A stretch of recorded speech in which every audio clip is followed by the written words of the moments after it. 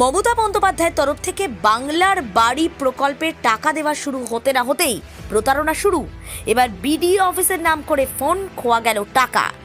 আবাসের টাকা নিয়ে ফোন, অর্থাৎ আবাসের নাম করে ফোনে টাকা নিয়ে প্রতারণা। এই ঘটনায় থানার দ্বারস্থ এক ব্যক্তি। আমরা নিউজ বাংলা দিশার পর্দায় সেই ছবিটা তুলে ধরছি। যে আমাদের তো ঘরটা দরকার, আমাদের বাড়িটা তো ভাঙা। আমি বলছি পাশের বাড়ির ছেলেটা ঝামেলা করে দিল, আমি তো চাইনি ওটা। আপনাকে তো আমি টাকা আগে যেটা করলেন তাতে তো ফরওয়ার্ড করলো।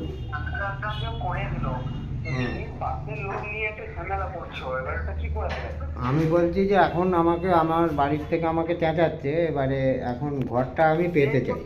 তুমি পাশের বাড়ির লোক নিয়ে এসে এরকম বলছো যে টাকা কাটা যাবে, হ্যাঁ যাবে, ওখানে তো তোমার নাম আর সবকিছু লেখা আছে, সবকিছু তো দেওয়া আছে। তো তুমি তোমাকে 1000 টাকা নিয়ে কি আমরা বড় লোক হয়ে যাবো বলো? আমি বলছি এখন আমাকে ঘরটা পেতে গেলে কি করতে হবে? কি বললে?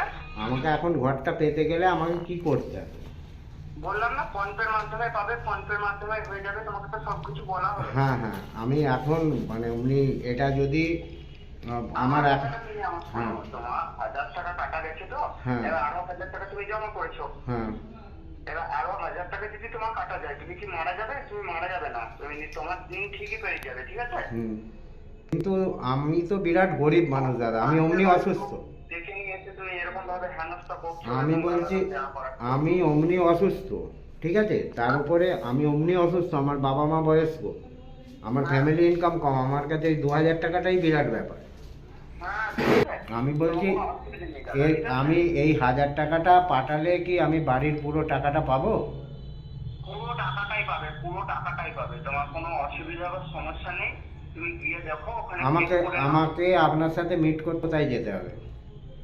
হুগলির আরামবাগের মায়াপুর 2 নম্বর অঞ্চলের কাষ্টাদয়ের ঘটনা। এলাকার বাসিন্দা রাধারানী দে, বয়স হয়েছে। আবাসের নাম মানে সেই তালিকায় তার নাম তোলার জন্য বিডিও দ্বারস্থ হয়েছিলেন। তিনি গরিব মানুষ, কোনোভাবে সংসার চলে, যাতে সরকার একটা বাড়ি দেয়, এই জন্যই ছিল তার আবেদন, যেখানে তার মাথা গোজার যাতে ঠাঁই হয়। এরপর শনিবার রাধারানী দেবীর কাছে ফোন যায়।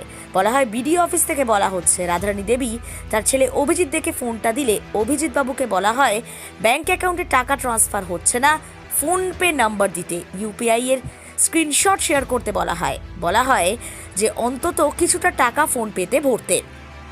এরপর তার ছেলে 1000 টাকা ভরলে সেটা সঙ্গে সঙ্গে কেটে নেওয়া হয়। বলা হয় আরও টাকা ভরতে হবে। এরপরে তিনি বুঝতে পারেন প্রতারিত হচ্ছেন। গোটা বিষয়টা সংবাদ মাধ্যমের সামনে তুলে ধরেছেন।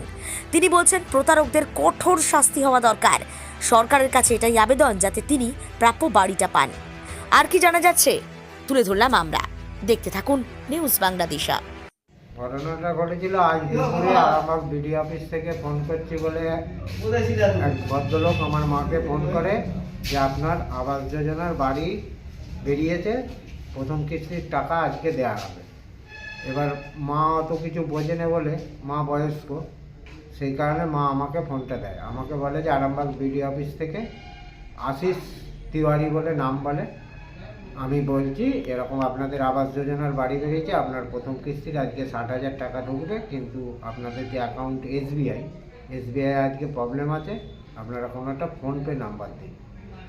এবার যথারীতি আমার ফোনপে নাম্বারটা দেওয়ার পরে ওরা বলে যে হোয়াটসঅ্যাপ কল করছি, হোয়াটসঅ্যাপ কল থেকে স্ক্রিনটা শেয়ার করুন, আপনার অ্যাকাউন্ট ব্যালেন্স দেখান।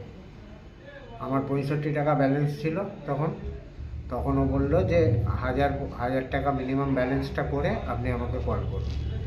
আমি 1000 টাকা ব্যালেন্স ভরে ওনাকে কল করতে উনি আবার সেই স্ক্রিন শেয়ার করে একটা নাম্বারেতে টাকাটাকে ট্রান্সফার করিয়ে বলে যে 1000 টাকা আপনি আমাদেরকে দিন, আপনার ওই আবাস যোজনার বাড়ির টাকা, তারপরেই 5 মিনিটের মধ্যে 60,000 টাকা আপনার ইউপিআইয়ে ঢুকিয়ে দেওয়া হবে। এই বলে এবার আমি ব্যাপারটা পরবর্তীকালে বুঝতে পারি যে আমি প্রতারণার শিকার হয়ে গেছি।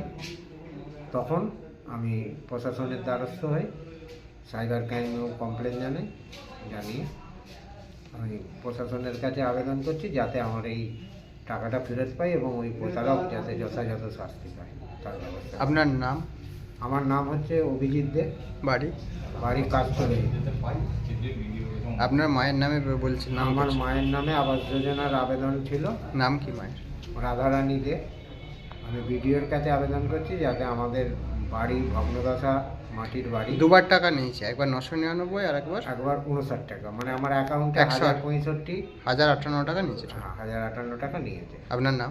আমার নাম অভিজিৎ দে।